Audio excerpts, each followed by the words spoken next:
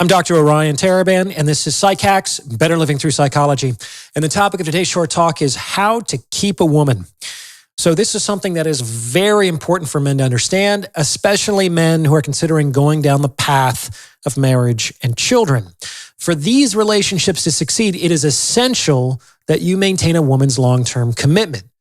This is because the more you invest in any one woman, the more leveraged you are in that relationship, and the riskier it becomes for you, especially in contemporary society.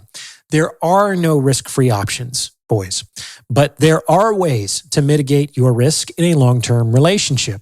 And today I'm going to be talking about one of the easiest ways to keep a woman around for the long term if that's what you're interested in doing.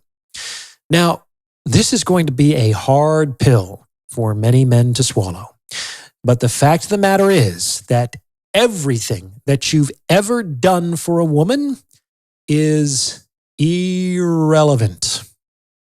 It does not matter. If it's in the past, it's gone. And this can be very frustrating because some guys have done a lot for their women. They've taken them to Fiji and they've bought them a car and they've given them a ring and the house and the kids on their timeline. They have done a lot for their women. And these men often believe that what they have done somehow entitles them to some measure of consideration, love, sex, respect, or commitment now in the present moment. And unfortunately, that's not true. I'm sorry. On some level, I think this is a failure of intersex understanding. The conception of reasonable entitlement is how men think. It's not necessarily how women think. If the two of us were at a bar and you bought me around, the next time you needed a drink, I would buy you around. Why? Because I would feel in some small way as if I were in your debt. And I would feel compelled to discharge that debt through equivalent action. And this is likely because, among other things, if I didn't do that, you would eventually stop buying me drinks.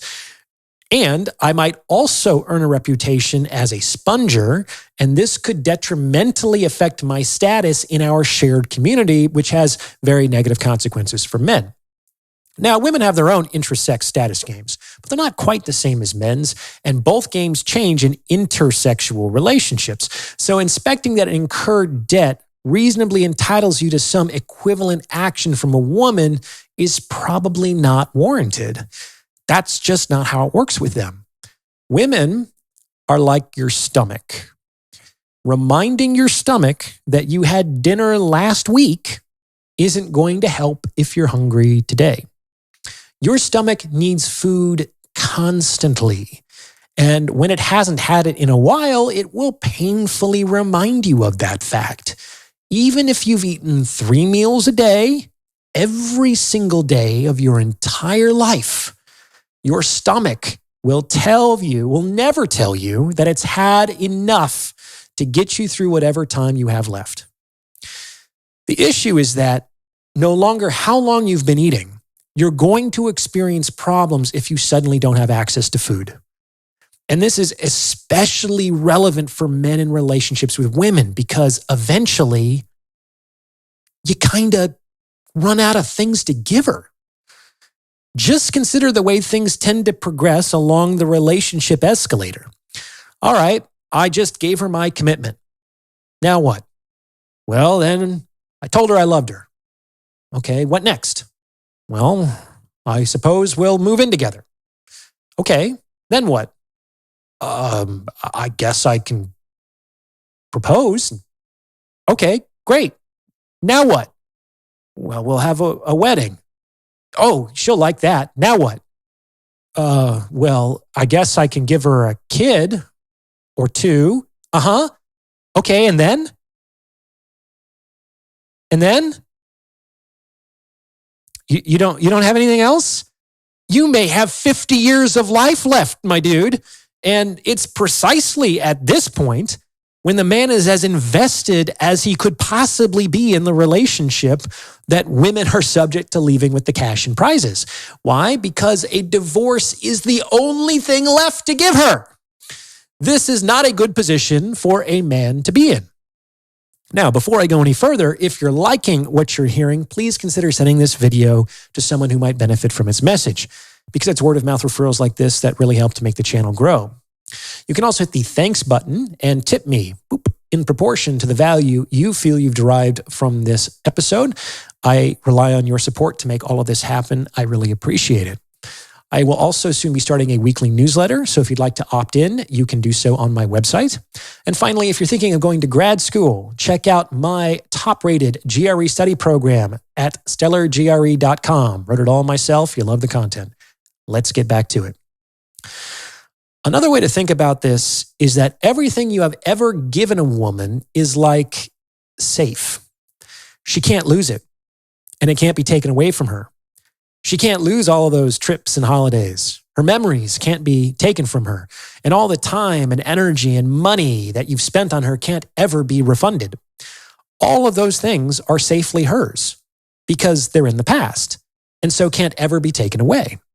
What you have to understand is that if a woman leaves, she takes with her everything you've ever given her. The only thing she loses when she walks away is that which she wants and hasn't yet received. What keeps a woman in a relationship is what she hasn't gotten yet. This and only this do they lose when they leave.